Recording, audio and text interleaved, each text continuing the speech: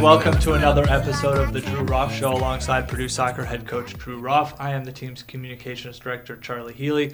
Drew, coming off a 0-1-1 weekend. First, let's talk about the draw at Maryland on Thursday, scoreless draw.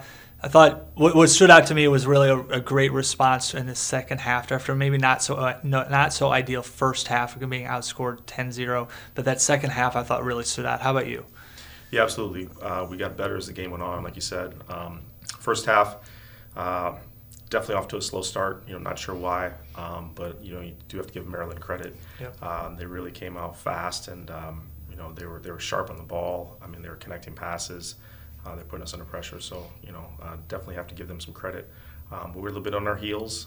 So at halftime, we said, hey, bad news is we're not playing our best. Good news is it's still 0-0. So if we can, start to play the way we're capable of, we'll have a good chance. And I thought second half, we did everything I could ask for, except obviously find that goal. But definitely we're knocking on the door, created some great chances, and came out and played a great 45 minutes. So positive response.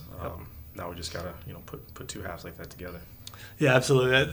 That's what, as I said, that's what stood out. Like that response there, I thought was really important, and he ended up earning that 1 point, which I think in the end will be valuable. Mm-hmm. Moving on to Sunday at Rutgers, traveling over to New Jersey. You guys created a lot of opportunities. Unfortunately, lost 1-0, an early goal there, but. Similar to Maryland, I thought that response after giving up a goal in the first 2 minutes was really what defined that game. Was you continued to fight for chances and really never until the final minute gave in. No, absolutely. I mean, when you go to a place like Rutgers and you give up a goal in the first 2 minutes, that's exactly what you don't want to do. But honestly, after that goal, I thought our response was great. Especially the last 20 minutes of that first half or so, we created a lot. Our starters, got some things going there. Our reserves came in and kept the level high, created some things. And then once again, the second half was really, really outstanding. To go to a place like Rutgers, get 19 shots, obviously isn't something that we've been able to do in the past. So it was really encouraging performance. We just got to find that final piece. That's a next step. But love how we put them under pressure. Love how we competed. Got stuck in the midfield, won a lot of tackles, and had good composure on the ball. Really, really started to move it. Performance-wise, that second half was really fantastic. Came really close to getting that goal we needed to get at least a draw out of it, which I thought we deserved. But that's the way it goes sometimes, and we gotta find some ways to put the ball in net. But really, two great halves on the road, and just came up a little bit short of achieving what we hoped for. Yeah, absolutely. And I know you guys will be, you and coach's staff and the players will be fighting for those opportunities, looking to see what can be adjusted on the attack to find those goals. But when you look at the back line and the goalkeeping, it's really played well throughout the entire year. You look at specifically the first 3 games of Big Ten play, tied for second in the league with just 2 goals allowed. So what has impressed you most, especially these last 3 games, about the defense and what they've been able to do? Well, I think they just work, they're very good individually doing their jobs, but they seem to have developed a nice chemistry, good understanding, which is really important. And that's what I think has been a real strength of this team is that, I think about the chances that we're creating sometimes, and I'm like, man, if we were under that type of pressure, I would really feel, like it was going to be a long, long day for us. There's been very few times where our opponents have had sustained pressure or created great chances, They've just been really efficient and really fortunate with some of the goals they've been able to score, but they've been rock solid. Our back line's been tremendous. I think Olivia and Sydney Boudreau are aggressive wing backs, very athletic and tough to beat. And then Sabrina reads the game well. She's a tough defender.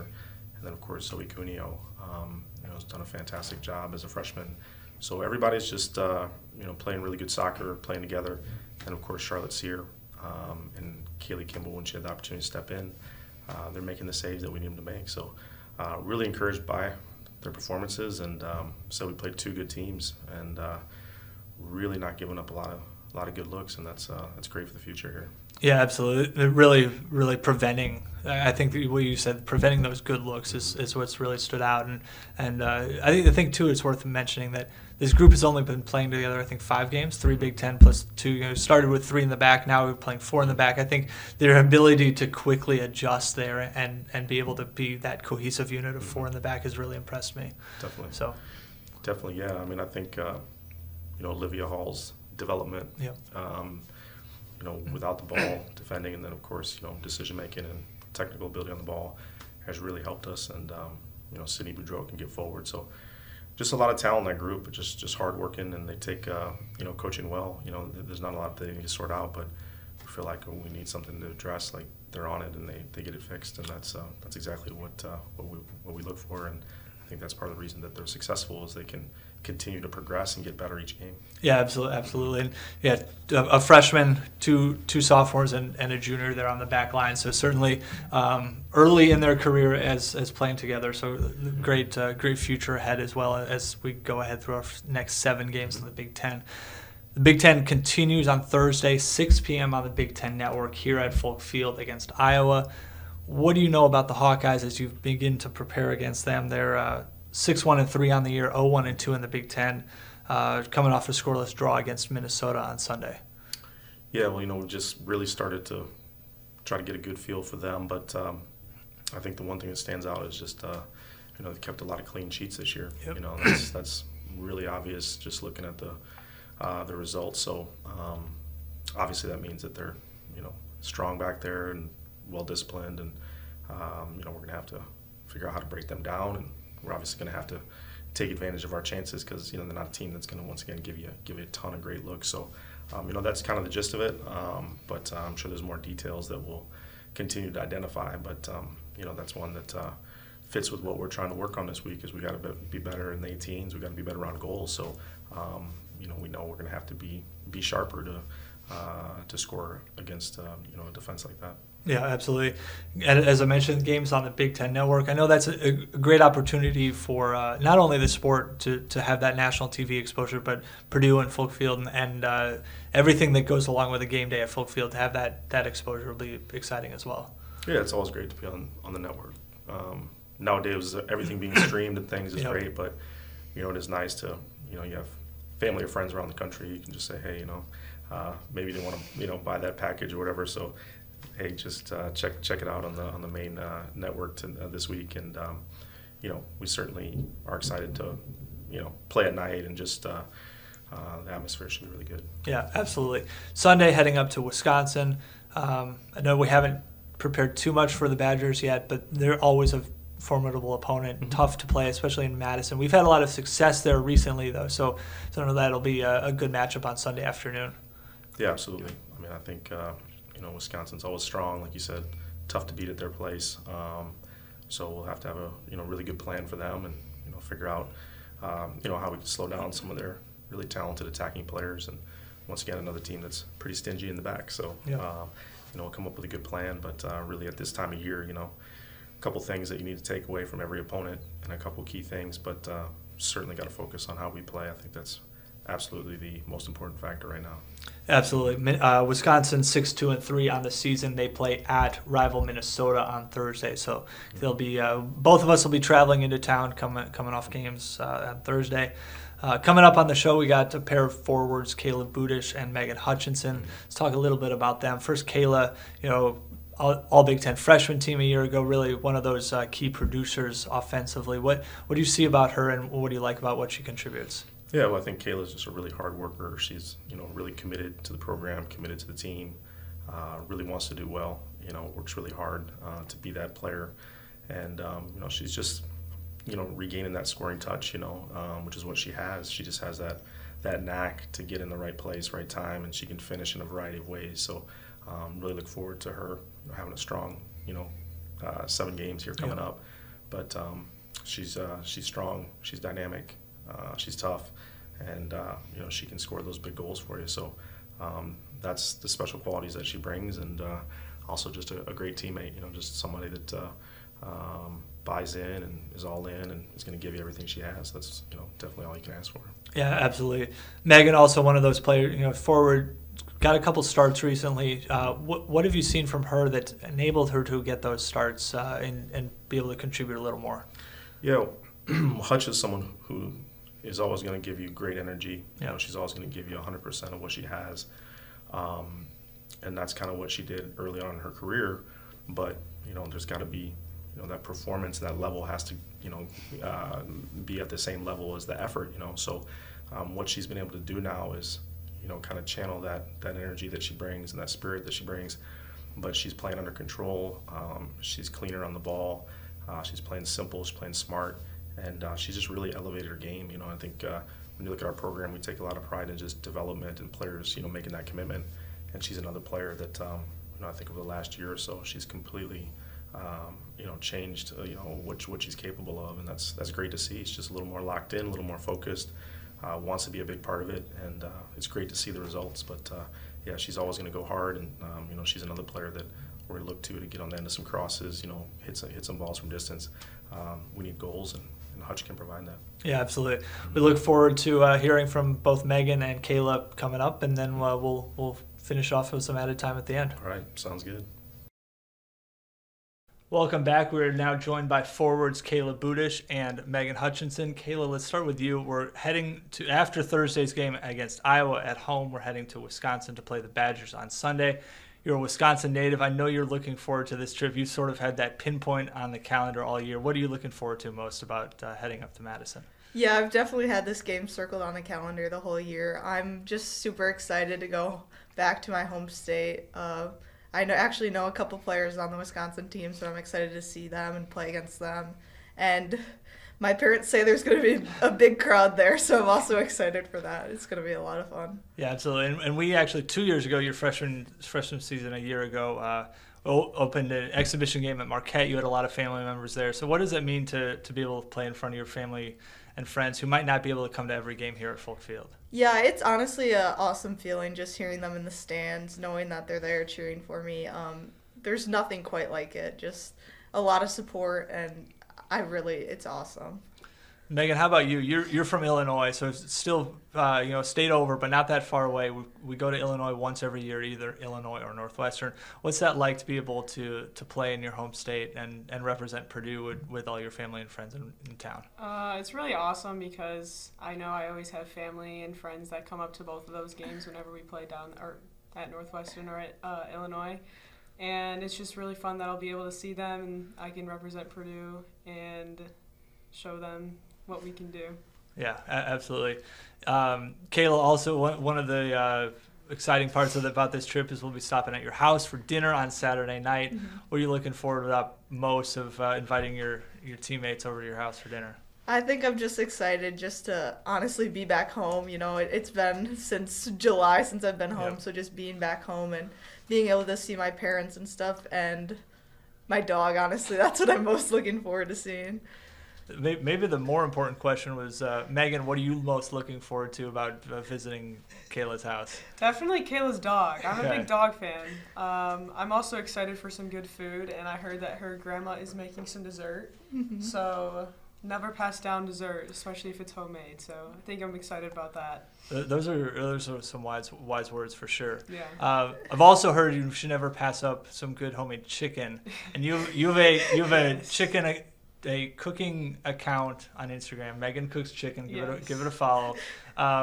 You do cook more than just chicken, but when did that come about, and how did that get started? So I never always made chicken like how I usually do, and it started last year around this time, and I just started making chicken. I was like, it's so easy to make, and like if you make it good, it's really good.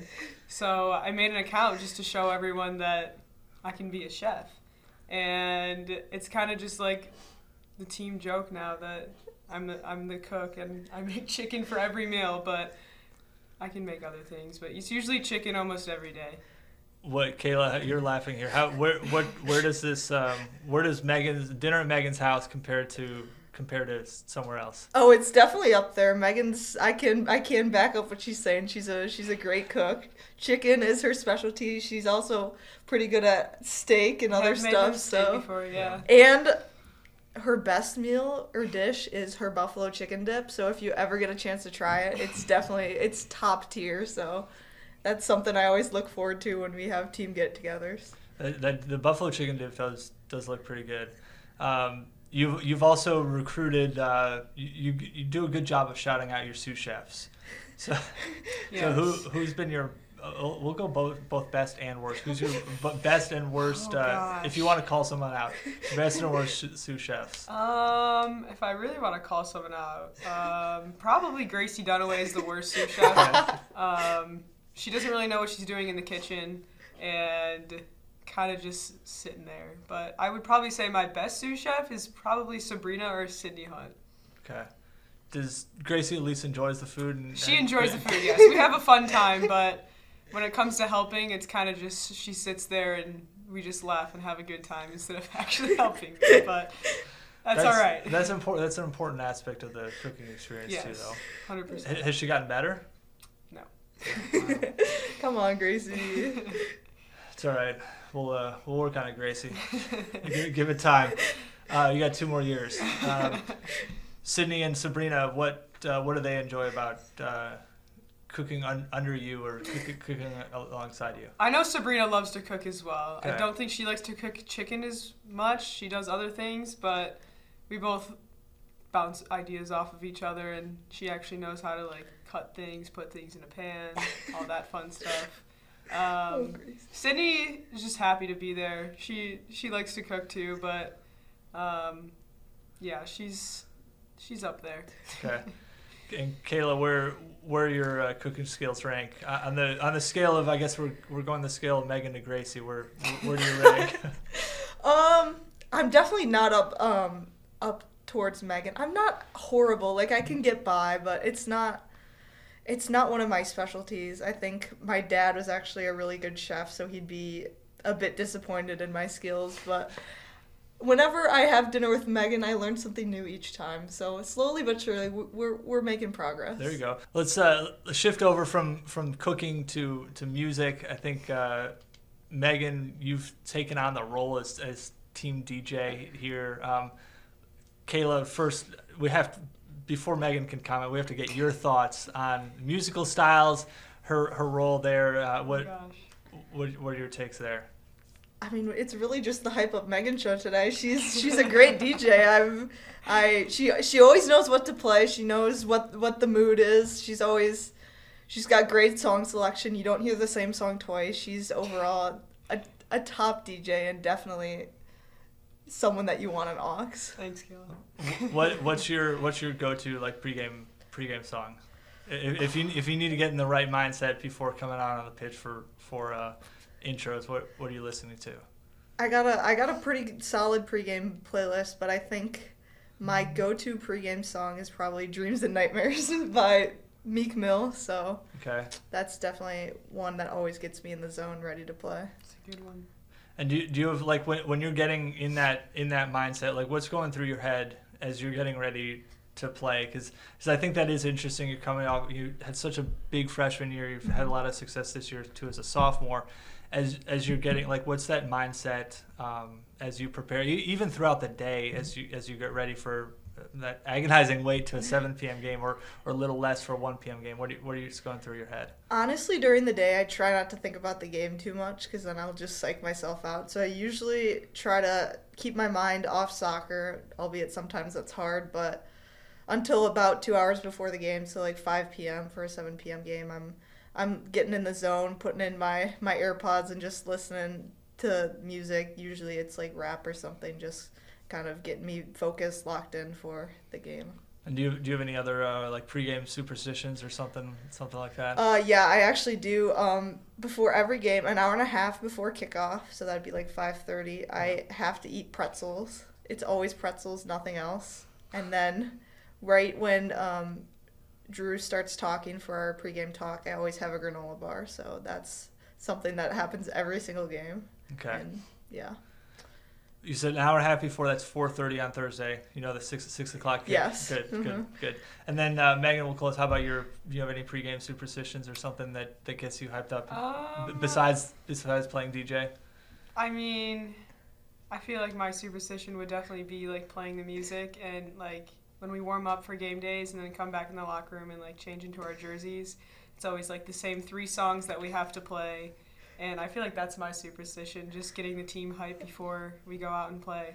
Yeah. We actually do have a superstition, though, that we do together. We do, yes. Right before we go into the locker room to change into our jerseys, we have to be the last 2 out there, and we always go for a little, jump, chest bump, jumping, side bump, whatever you want to call it. Started doing that this year, and it's happened every game. Yeah. Yeah. So. Did that just happen naturally, or did you guys plan it ahead? Did you Kind of practice? just started Yeah, I happening, don't- and then we were just like, let's just do it every game, Yeah. and ever since then. Mm-hmm. Okay. So it's coming off the field after warm-ups. So probably 15, 20 minutes before kickoff. So Yeah. fans coming to Folk Field, be sure to that's something to watch for as the team's Yes. coming off the field. Until then, we will see you Thursday night, 6 p.m. We can't wait to see you at Folk Field, and then on Sunday in Madison. Perfect. Thank you, Charlie. Yep. Thank Thanks you. for joining us. Welcome back. Finishing off the show with a little added time with Drew Roth here, and had a great conversation there with Megan and Kayla. Talked a little about cooking, a little about music, but we're gonna get a little bit of your taste on music first. Go back to your playing days. What do you remember? Your sort of pregame hype songs, and what got you going as you were getting ready to play? I have a hard time remembering what I had for breakfast, Charlie. So what I listened to that long ago, I'm not sure, but obviously probably something a little upbeat, you know. My era. I remember we used to do a little Peter Gabriel, Salisbury Hill was our opening song on our warm-up tape. So it's kind of a chill song, but you don't want to get too hyped like an hour before game time. You got to kind of ease into it. Some rock, some hip hop, something that just gets you going, gets you fired up a little bit. And how about now? I know when we're specifically on the road, when we're going to games, Megan's normally the one with the boombox playing tunes. But what's your ideal? Do you like listening to music as you're riding to the game? Absolutely, yeah. I think music's always good. Definitely keeps you loose, and you don't want to just sit there in silence with your thoughts. And I think music is always going to get you going, whether you're getting ready to go work out in the gym, or you're getting ready for a game, whatever it is. You got to have your music. So I let them control that, because it's they're the ones playing. Certainly just has to be appropriate, and nothing too crazy back there. But I've been impressed with the variety. There's some newer stuff that I have heard maybe, but don't know real well. But every now and again they'll break out some good '80s songs. Hutch is she'll play some Queen. She'll play a little Peter Gabriel, a little Marvin Gaye. She really does have a good mix, a good feel. So we'll let her continue doing it for now. She hasn't missed too much, but her singing, on the other hand, is not at the same level as her DJing, which it's fine. We all have our limitations, but she does a good job. Hutch brings that spirit, and couldn't have a better person, back there sorting out the tunes for us. Yeah, absolutely. I was going to ask you what you thought of Megan's DJing, but it sounds like you're on board, and I think we do hear a wide variety, but certainly some old school classics as well. Yeah, I mean, guys like Snoop and I, we don't expect you to cater to us. Like I said, you guys are the players, but every now and again, throw us a bone, give us something that we remember our glory days a little bit. That always adds to the. But it's amazing how nowadays, with the playlist being so eclectic. Sometimes she'll play one of those old songs, and the rest of the bus will start singing it, and I'm just shocked. I always wonder if it was in a movie or something, or how do they know about this song. But yeah, you gotta have the music, and that definitely gets our girls ready to play. And but yeah, Hutch, we'll keep going with Hutch. Yeah, absolutely. And I do think the taste overall is pretty good, and no complaints from me either. So definitely. How about you? What do you get when you got to get going? You got to write a good story and you get fired up. That sort of depends. If I'm in a rush and we need to get something done quickly, if we're heading up against deadline, probably a little something faster, a little hard rock. And there you go.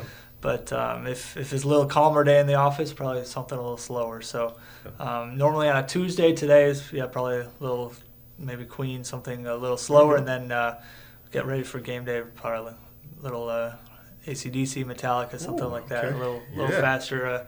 Get the pace going. Get you going. So, I like yeah, it. Yeah. As the week goes on, you get a little Exactly, a yeah. little harder. I like And it. then Friday back down to a little Yep. slower and get Yep. settle down from the night before. So I like it. All I know is that when you win, the music sounds better, and yeah, absolutely. for whatever that is. But so we're looking forward to getting that going for sure. The music sounds better, and believe it or not, the singing sounds better Yep, too. I think. absolutely. Yeah. Everything So, does. Yeah.